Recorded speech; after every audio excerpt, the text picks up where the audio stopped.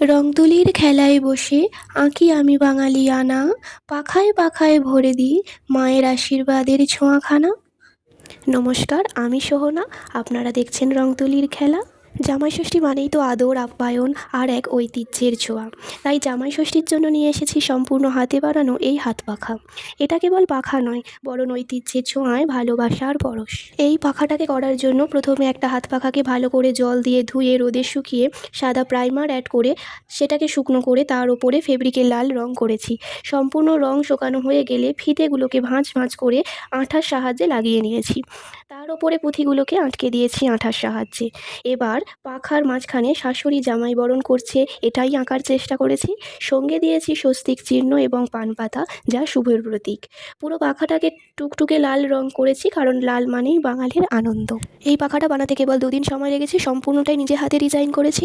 আজকাল ঘরে ঘরে এসি, ফ্রিজ, কিন্তু এসি তো শুধু গা জুড়ায়, মন জুড়ায় কি? জামাই ষষ্ঠীর দুপুরে শাশুড়ি মা যখন এই হাত পাখা দিয়ে হাওয়া দেবেন, সেই হাওয়ার মধ্যে মিশে থাকে এক আদর, ভালোবাসা। হাতের ছোঁয়ায় রং লেগেছে, পাখায় লেগেছে ভালোবাসা।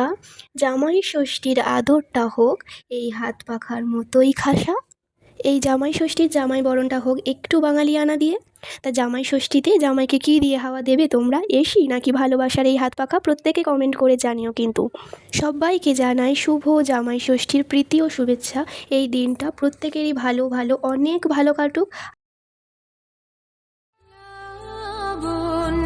পূর্ণ প্রাণ প্রাণী সোহে লাবণ্যে পূর্ণ প্রাণ প্রাণী সোহে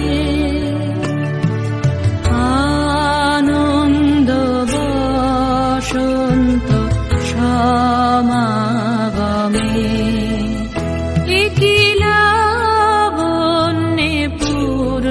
প্রাণ প্রাণী লাবণ্যে পূর্ণ প্রাণ প্রাণী সোহে লাবণ্যে পূর্ণ প্রাণ প্রাণী সোহে আনন্দ বসন্ত সমাগমে লাবণ্যে পূর্ণ প্রাণ প্রাণী লাবণ্যে পূর্ণ প্রাণ প্রাণী সোহে। আজকের মতো এখানেই শেষ করছি। দেখা হচ্ছে পরের ভিডিওতে। সবাই ভালো থেকো, টাটা।